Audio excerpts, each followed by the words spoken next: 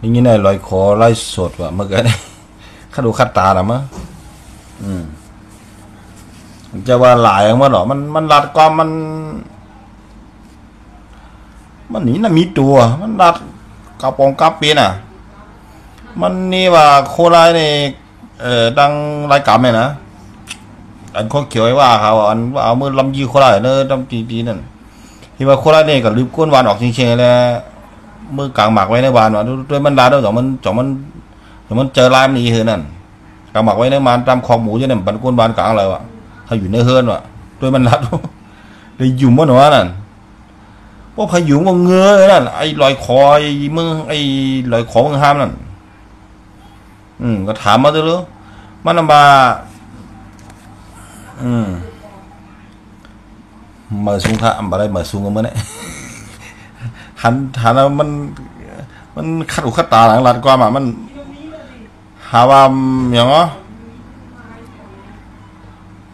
โคไลเลยโคเขียวเนี่ยเฮียอะไรโคไลเนี่ยมันมีซึกเป็นแสนก็เอาเมืองใต้ไรเนี่ยว่ะเขาอุปเมืองใต้ไรเนี่ยว่ะมันว่าเป็นสมาเขามีซึกเป็นแสนก็ย่อเนี่ยว่ะก็เบอร์เขากาเกื้องแล้วตะวันตกเนี่ยเมื่อวานเนี่ยเมื่อกี้ในข่าวก็อัดเสียงมาเนี่ยข่าวก็กำหางให้เปิดเมย์ชูเจ้าเนาะก็แน่ว่าเขาถามมาอินดูสูกาสูไผ่เคเนี่ยเนาะตัวนี้อันเคเนี่ยเป็นก้นกำแถมเจ้าเคยตึกมาหน่อยมันมีหัวเสียนหนุ่มเปี้ยได้นั่นแหละสัมเปี้ยจุ่มเจ้าเคยมันก็ถามมาอินสูว่าโคเขียวสูนี่อุ้มเมืองใต้แหละก็ถามมาดูตำลึกบ้านห้องชุดจะมาเอาบุญพรอย่างไรอีทเมื่อตัวบ้านห้องเนี่ยบ่ใครก็บ่เมื่อเดียวมีใจก็สุดที่อ่านของเมืองใต้เป็นเปื่อยเนี่ยถามมาดูไอ้ไรขอเนี่ยมันอ่านของเมืองใต้เป็นเปื่อยน่ะก็ถามมาดูออกมาบนจะหือเอาโคไล่กับเครื่องตะวันตกคุกไล่มันจะเลยลาดโคไล่ว่าอยู่ร่วมกันเฮอำไข่แจกเพเมืองนี่ก็ล่ะอำไข่แจกเพเมืองเขาอยู่ร่วมกันเฮ็ดจังกันเย็นๆนั่นเป็นนาทีเพื่อนาทีมันนั่นน่ะมันว่าโคไลนี่โคไลกึ่งตะวันตกเนี่ย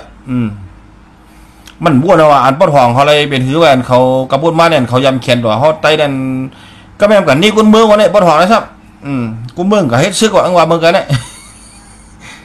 หากกำไรเป็นกับเป็นตั้งพิษกุนเมืองไว้แล้วเนี่ยอันปอดห้องดูเดียวชุ่มวันนี้เป็นตั้งพิษกุนเมืองวันนี้วันนี้กอบกุนเมืองชุ่มอ่อนกันเฮกันหามชวนกันไปดีๆชุ่มเฮ็ดซึกว่าอังวาเมืองกันเนี่ยอมอนกันที่กันห้ามต้มหรือจุ่มชูยังไรไปเอาชูยิบกองยิบกังว่าชูแคนดาเป็นอ้วยดีชูก็อุบเลยว่าเดี๋ยวว่าเป็นอ้วยดีชูเนี่ยชูก็อุบเลยดิเต้มันเฮียชูซ้ำอุบล่ะจุ่ม NVP ชูซ้ำอุบล่ะว่าเดี๋ยวว่ามันวันเมื่อไหร่เหมือนตั้งสูขายกินแผ่นดินจึงใต้นั่นเลยก็ปลาเมื่อตัวหนึ่งมืออยู่ทั้งบนเมื่อเช่ทั้งในมืออยู่ทั้งในเมื่อว่ามืออยู่ทั้งในเมื่อว่าหือโคเขียวแต่ว่าร้องเป็นร้องเสียงมันเอาเสียงไงก็ส่งมันไม่ขึ้นว่าเสียงมันไม่ยำรับด้วยนั่นก็ยังเก็บไปหมดไม่เคยไหวไอ้ลอยคอก็ดีบอกเมื่อเมื่อวานไอ้ปาดข้อไว้ได้โคเขียวเปียดไหลยาไตให้ตกแถบแบบจะเมื่อวานว่ายำหลามาก็ในเมื่ออยู่ปุ่นก็ไม่มัดหลาไหนก็ไม่ก้นอยู่ไหนเนี่ยมันมีหัวมีหางก้นมีหัวมีหางอะไรเป็นก้นกินข้าวเผาเป็นเจอมันวะน่ะเหมือนจังเหมือนมาเผาเลี้ยงเขามันก็เลี้ยแข้งเลี้ยขามันน่ะเหมือนนั้นน่ะหมายังหุกกูให้มันกันเนอะเพราะจังมันน่ะใครกว่านะมืออยู่ด้านในก็เตียนมันเมื่อนะมันก็เฮ็ดพิษทั้งไหนมันเมื่อน่ะก็ในมันข่าวเลยได้เลี้ยงเหมือนจอยในลูกเลยได้เลี้ยงมันเฮ็ดพิษในปักเปิงเมืองไทยในเมื่อนั่นใครบอกเปิ้นต่างปริหารล้ำยอบโหนั่นมันอยู่ไรปลายมาอยู่วันไทยนั่นปลายมาอยู่จอมวัดชิกวันไทยนั่นมองอยู่ดังในมันขึ้นเอาได้มันยอบมันดำมันก็ขึ้นเอาได้เลี้ยงนู้ยามกับแจกของแจกอย่างนู้ได้เลี้ยงอ่ะแจกโยบันหลอนนึเลยได้เลี้ยงชื่อต่อชื่ออย่างจะในฮับเงินดูขำเงินดังกรุงเทพเก่งใหม่จะในกว่ากรุงเทพก็กัดหลอกกินเบิร์ดก็เฮ้ยกาบัดกาบอยนั่นทุกแค่ว่าก้อนละ3-4 พันนั่นอะไรเมื่อมันเฮ็ดดังเบิร์ดนั่นวัดบ่อยก็มีกับโฮมปองอย่างว่าปู่กลางวานเนี่ยปู่กลางวานเก่านะมันจะเหมือนปู่กลางวานปนหอมมดอายุนั่นน่ะอดีตนั่นน่ะว่ากลางใครเนี่ยกับอดีตผู้ใหญ่บ้านใช่เนี่ยเด็กกับโฮมอดีตทหารเกษียณใช่เนี่ยเฮ็ดกินเนี่ยน่ะเฮ็ดไว้กับตัวจะนั่นอยู่ตั้งหลังนั่นก็นั่นน่ะ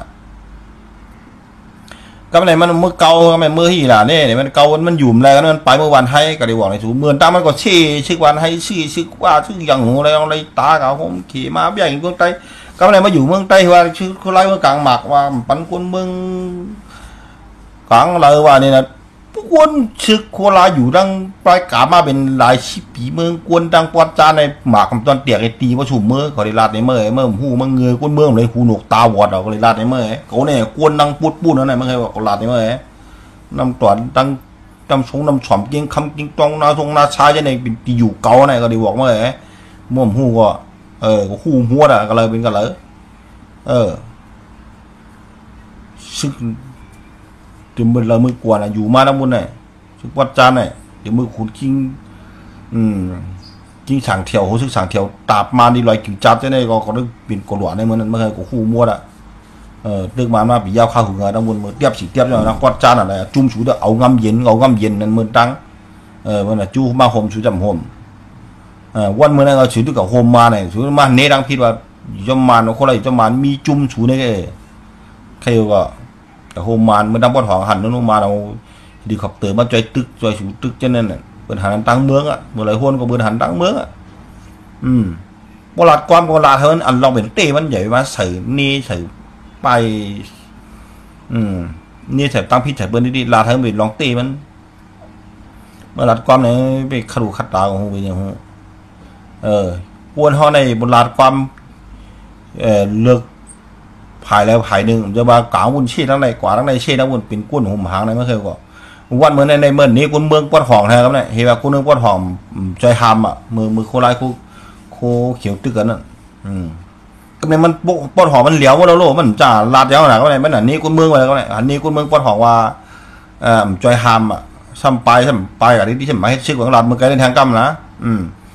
สุขุมปลายที่สุดมาให้ชื่อรู้ซ้ำมาเฮ้ด้วยดังรัดมันก็หัวน่ะกวนในเพราะมันเดือดก็มันจ่านี่เพิ่มมันก็เด่นนี่คนเมืองอ่ะด้วยเนี่ยผู้คันปากของไอ้ผีไว้เนี่ยชูเดียวยุ่มยาวว่าดับซึกจังไหนวันเหมือนในเขามาช่วยคนไล่มีเป็นแสนกับอุปเปิงเมืองใต้เปื้อนเอาลองกัดเย็นอันวัดตีโมคาลิจีจอมเมื่อหูก็ได้ลาแล้วเมื่อหูก็เอากลางใจก้นเมืองว่าใครเปลี่ยนนั่นน่ะมันย้อนให้มันห่มรวมบันกันว่าพยาปี้กินเผอจุ่มแล้วก็อย่าปี้กินจุ่มเลยเนี่ยเดี๋ยววันเหมือนว่าปี้กินก้นคือไตว่าหูใครยื้อใครแหบก็แหบมึงล่ะหันหน้าวันเหมือนไหนมั่หันหน้าตามวันเหมือนอย่างเฮียงลาเชียวก็ชุ่มอ่ะเนี่ยกูก้าวตีเจริเขมหมดเนี่ยเมื่อก็รัดความไตแป๊บอย่างล่ะวันเหมือนไหนจุ่มโอ้ยก้อลีชูยัดผีเนี่ยหันหน้าวันเหมือนไหนเป็นหื้อไว้มาเฮียงเมืองไตหันหน้าปอดทองเขียนเจ้าคือมันก็หูกันเขียนเจ้าคือมันดูเป็นเขียวว่ามันจะเขียวเขาเปี้ยได้หรอปลองกูก้างเขาจะได้เขาจะเอาหมากเอามือชิ้นย่างมาตึกมันเป็นนั่นปานมันก็ดึงปล่อยไว้เขาดึงวาวแล้วเขาก็จะว่าก็เป็นเจอมันเนาะมันตายก็เลียเขาตายก็เลียผมจะไตเมื่อกี้ว่าเหมือนในนี่ชูกับโฮโมเนี่ยมาเฮดังไตเป็นนั่นปานชูกับมายาไตมาซาชัง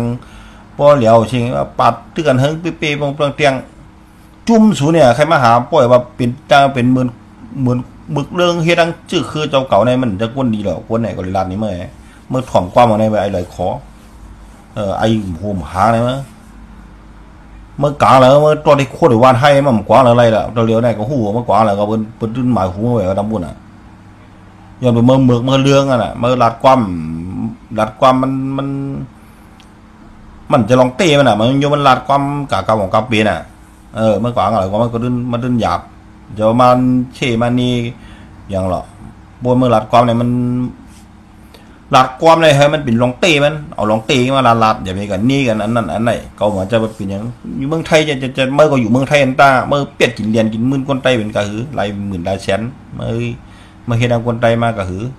เมื่อเปียดกินเรียนกินเบื้องนั่นเมื่อหลัดเมืองไหนเมื่อเช่ดังหุ่นจะก็ว่าคนทั้งในเป็นเกียร์โคลายดูคนทั้งเมืองไทยเลยนะก็ในซ้ำมันนำป้ออยู่ในป้องกับปันแห้งนะบุญมันไรรู้ก็ในมืออยู่กับบุญมันได้เชี่ยทั้งนั้นน่ะคนอยู่ไหนเดี๋ยวไอ้สังผู้ขันปากไอ้ผีเป็นเจ้าหานะก็ไหนแต่งจื้ออารัวมันแก่ไหนนั่นน่ะเนี่ยทัดสางด้วยค่ะลองเนี่ยเขาถ่อมไอ้นี่น่ะมันไรกำหยองเสมอเลยก็ไอ้คนอยู่นั่นเนี่ยมาชุมค่ะวันนี้ก็วันที่21 เดือนธันวาคม 2524ครับเนาะพี่น้องเขาอยู่ดีกินวันก็มีน้ำชา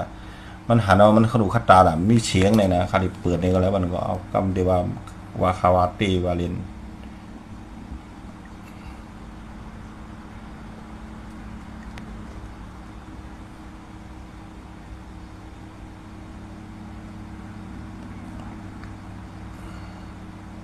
เดี๋ยวเปลี่ยนให้พี่น้องเขานะเขาก็เบียนในเขาก็อัดเสียงเหมือนกันนะ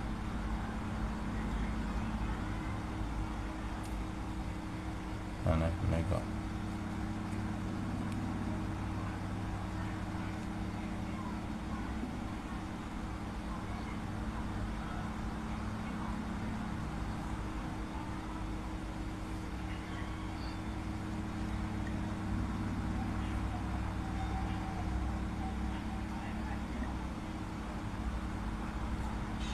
วันมือได้เขได้เขาก็เองเขาได้เอาไปเบี้ยของมาเขาค่ะก็โหเนี่ยรัดความเนี่ยของคัดคือเนี่ยรัดความเนี่ยก็โหเลยตีสูงเป็นแค่เอวเบิ้ลเนี่ยเป็นเป้งเอวบนไว้วันเมื่อไหร่เขาได้กดเตียงนึงนั่งเปิดเดกดต่อสู้นั่งเขได้เหมือนนั่งค่ะเอาไข่ไก่ได้กดลงอันนี้ได้ป่องเจ้าลองได้นะเขาก็ป่องเจ้าเหมือนไหนเขาขาคนเมืองไทยเขาขาดอะไรมีทั้งผู้เล่การเดินเฮียเสียเต้นตัดพูดขัดเพราะเขาเด็กปล่อยเข้าเย้ากว่าตั้งนานจริงๆเลยสิโคไลนั่นมันเป็นการตั้งไทยบนห้องว่าการถ่วงเวลามันเหมือนนั่งการจันเข้าย้ำและการจันแข้งจันขาจุ่มไตเกิดออกมาเป็นจุ่มโคไลเนี่ยเป็นจุ่มหญ้าเนี่ยจุ่ม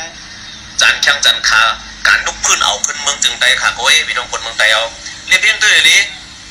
อันเก่าคาแล้วเนี่ยอับเจอเก่าคาเส้นเนี่ยเก่าคาคันล้ำเสียมาเตียงเนื่องในบันซังบันให้ชุกเจ้าพบจุ่มบ่งเจอเนาะนี่มันจะทำเลยเนี่ยตัวเพียงเก่าคาเดือนเนี่ยแก้งของเมืองวันตกเนี่ยสุดด้วยดีเมื่อเหลียวในเขดังเมืองวันตกเขาอับในเขาเนี่ยจุ่มลุกขึ้นเนี่ยสมัยเห็นก้มเมืองวันตกเปิดนักเนี่ยฮะมันมีน้ำหนักอันคาเก็บไปเจ้าเนี่ยนะน้ำหนักคำถอมว่ามันนี่มันเป็นอันเนี่ยมันในมันลานเนี่ยมันว่าจันแข้งจันขาอ่ะเขาเมืองใต้กันเย็นนะว่าเนี่ยโคราชเนี่ย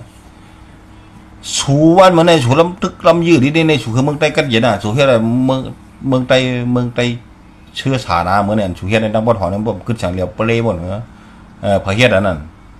พอก็เฮียก็ถามตัวรู้เหมือนดังลาบเราคือล่ะเพราะโคราชอยู่บ่อถอนในกัดเย็นกับเดียวเขาดิเฮียคือเฮิงเหมือนเมืองลาเนี่ยจะไอชูลมหลวงปีเมื่อนั้นนะก็ลาดเขาจะถอมเมื่อตัวไปดีๆนะเมื่อลาดสั่งก็ถอมดีเวลาความอย่างก็ถามในลูกพีเมื่อนั่นนี่ใหญ่อยู่แล้วเมื่อนั้นมาสูงค่ะ